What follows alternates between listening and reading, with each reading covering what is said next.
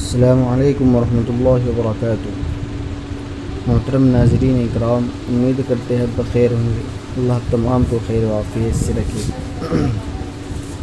आज हम एतिकाफ़ के मुतालिक बात करेंगे कि एतिकाफ़ किसे कहते हैं और एतिकाफ़ के अक़साम कितनी हैं, एतिकाफ़ कितने किस्म का होता है।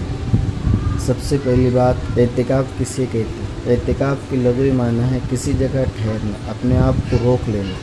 शरई एतबार से मस्जिद में इबादत के लिए अपने आप को रोकना, इबादत किसे कहती है। दूसरी चीज़ है इबादत के कितने अक़साम हैं, इबादत की कितनी, एतिकाफ़ की कितनी किस्में हैं।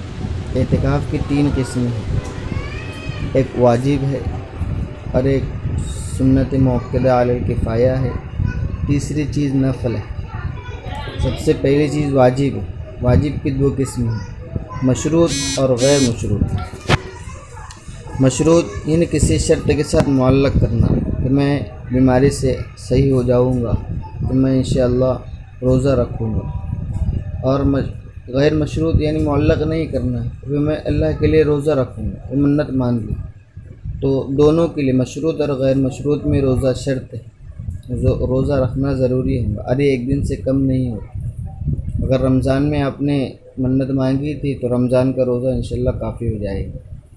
और दूसरी चीज़ सुन्नत मुअक्कदा अलल किफ़ाया की है, तो ये सारी बस्ती वालों की तरफ से एक मस्जिद में एतिकाफ़ करना काफ़ी हो जाएगा। अगर किसी बस्ती में किसी ने भी एतिकाफ़ नहीं किया तो सारे बस्ती वाले तारिक सुन्नत के वबाल में मुब्तला होंगे। और एहतियातन सारी मस्जिदों में एतिकाफ़ करना चाहिए जैसे हमारे यहाँ होता है। और तीसरी चीज़ नफ़ल की, वाजिब और सुन्नत मुअक्कदा के अलावा जितनी किस्में हैं ये सब मुस्तहब रोज़े हैं, तो इसके लिए रोज़ा शर्त नहीं और इसके लिए वक्त की तहदीद नहीं। इमाम मोहम्मद रहमतुल्लाह अलैह फरमाते हैं कि थोड़ा देर भी हमने अपने आप को रोक लिया तो ये नफ़ल एतिकाफ़ हो जाएगा। जब मस्जिद में जा रहे थे एतिकाफ़ की नीयत से बैठे, इंशाअल्लाह वापस होने तक एतिकाफ़ का हमको सवाब मिलता रहे।